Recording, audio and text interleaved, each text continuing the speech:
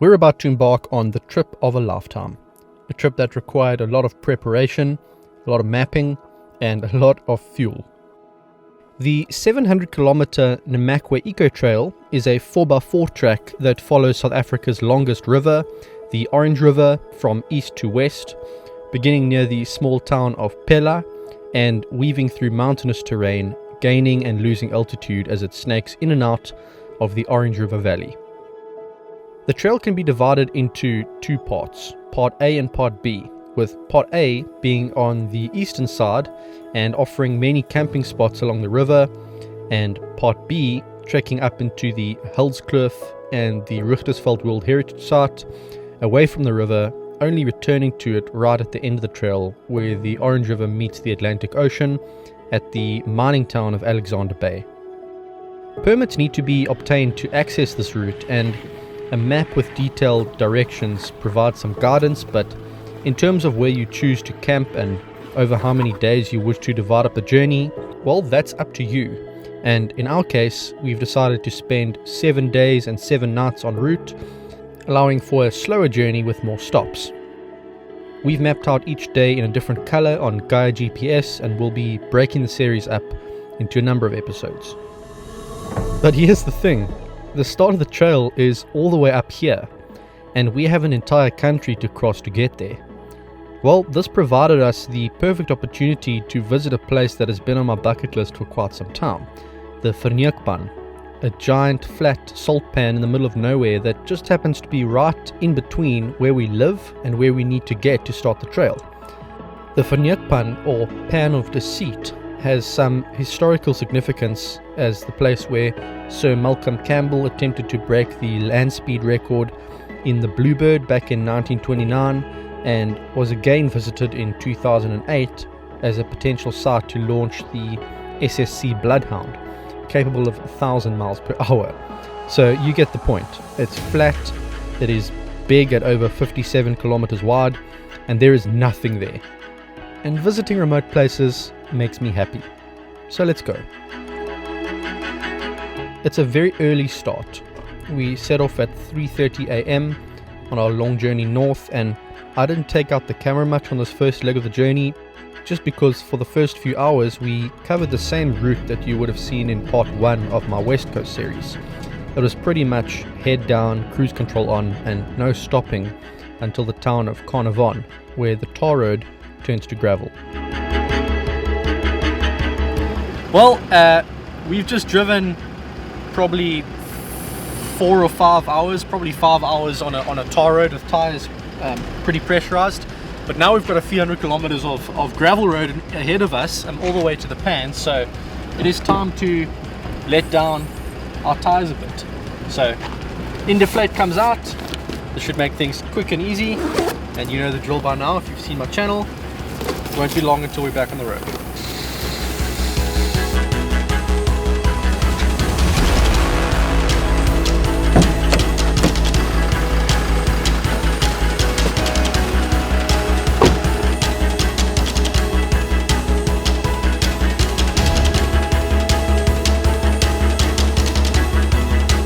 The further we drive on the gravel, the more remote and desolate our surroundings become. People just don't come here. But it's not boring. From old ruins to dust devils, there are plenty of things to see.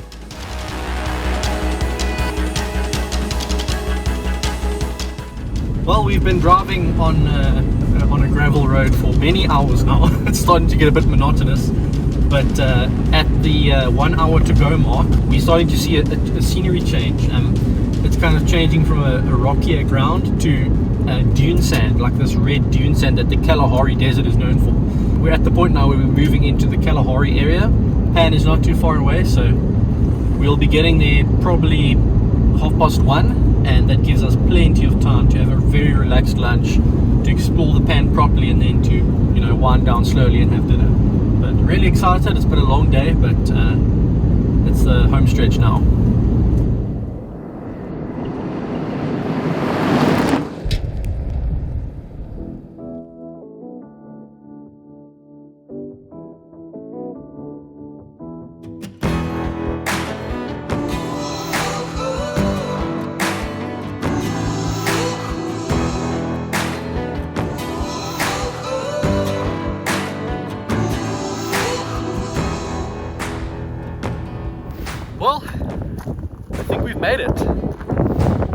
a gate here to open, but behind me, over there, is the band. Definitely looking forward to that.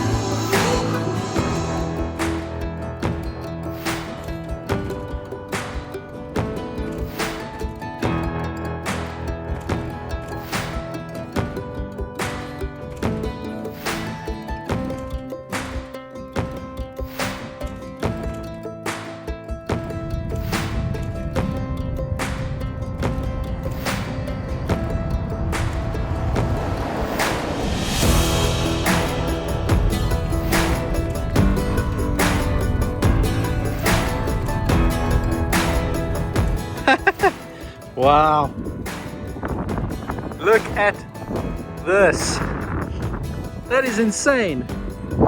So we made it to the Verneukpan, and now I know why it's called Verneukpan. I think it translates to like valley, can of deceit. There's just mirage in all directions, so you would never really know which way to go to get out of here. You can kind of see some mountains in the far distance, but just mirage on the sides. It almost looks like you're on an island with water all around you. So that's crazy. But we're gonna have some lunch, pop open the awning. It's not too hot, but the sun is beating down, so we'll pop open the awning, we'll cook some food, and then we'll maybe just drive around, have some fun, and then find a camp spot later. But this place is ridiculous. Look at this, so cool.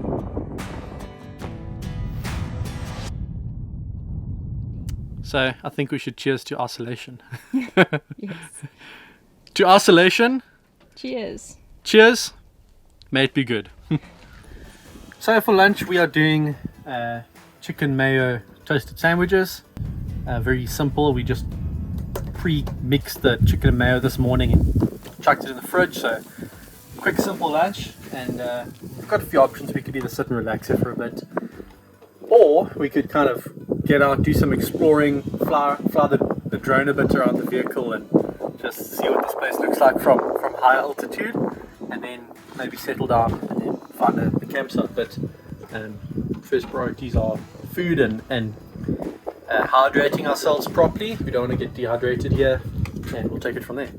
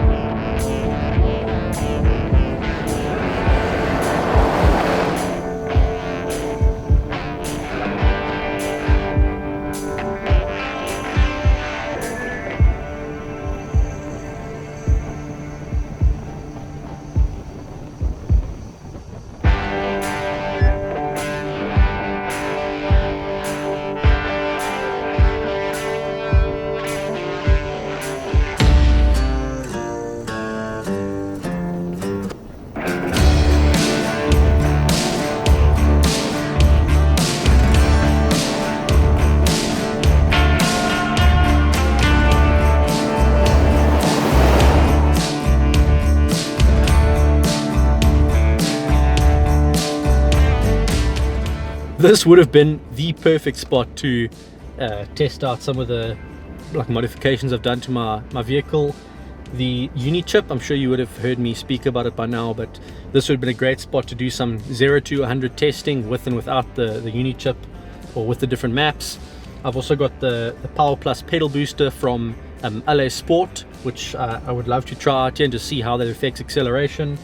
And maybe tonight we'll try these new spotlights from LA Sport as well, the DAG outdoor spotlights, and see how they work.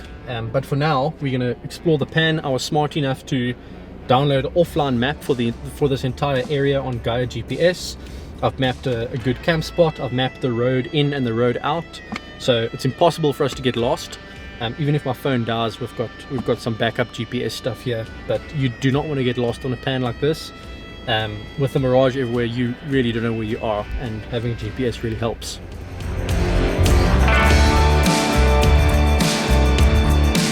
Setting up camp was pretty straightforward, same routine as usual. There's one thing that feels a little unusual though, and that is the toilet routine. Let's just say you feel a little bit exposed.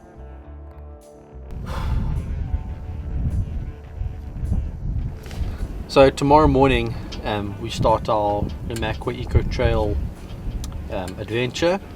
It's a little bit daunting because tomorrow we're going to do our last fuel stop in a little town called Pofadder, and we'll probably get a little bit of phone signal there, but after that we are completely alone, no cell phone signal. If something goes wrong, there's no second vehicle to help us out. All we have is a satellite phone. We've done as much preparation as we can do. We've downloaded step-by-step instructions, we've downloaded offline maps. We've got physical maps of the entire route, page by page, with each day separate. We've got waypoints marked out on numerous different GPSs in case we get lost. And then we've got all the sort of safety features in place in the vehicle as well. You know, first aid kits, extra water, fire extinguishers, everything that can go wrong we prepared for, but still, you never really know. That's part of the excitement though, I think. Not knowing what to expect. This is by far the longest trip I've done. It's an absolute pleasure to do it with my wife, but at the same time I need to protect her, I need to protect myself. So these are the things that I'm thinking of tonight before we embark on this adventure tomorrow. But I'd say it's 5% nerves and 95% excitement. I think it's going to be an awesome trip, and what a way to start it out on a pan in the middle of nowhere, and doesn't get better than this.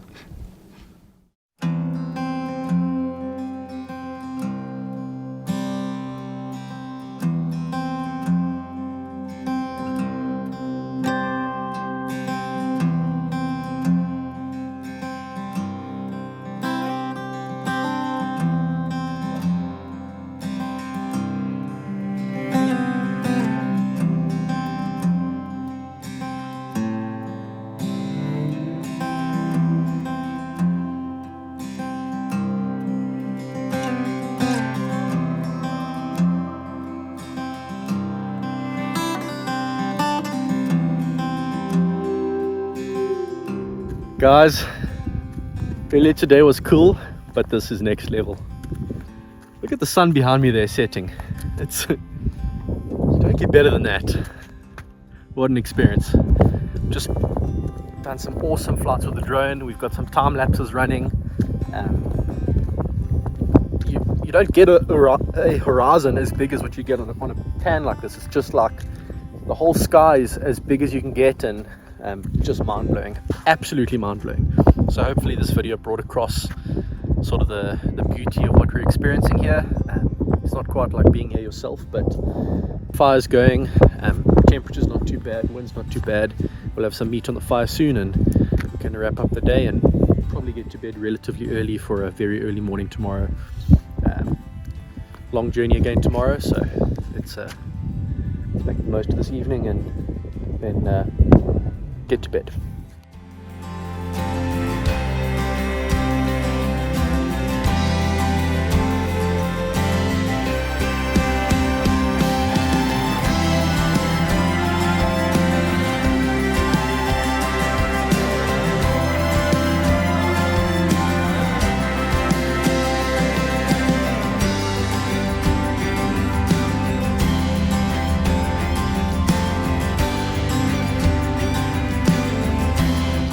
So for dinner tonight, very, very simple.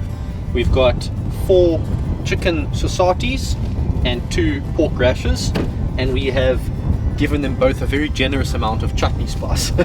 So super simple.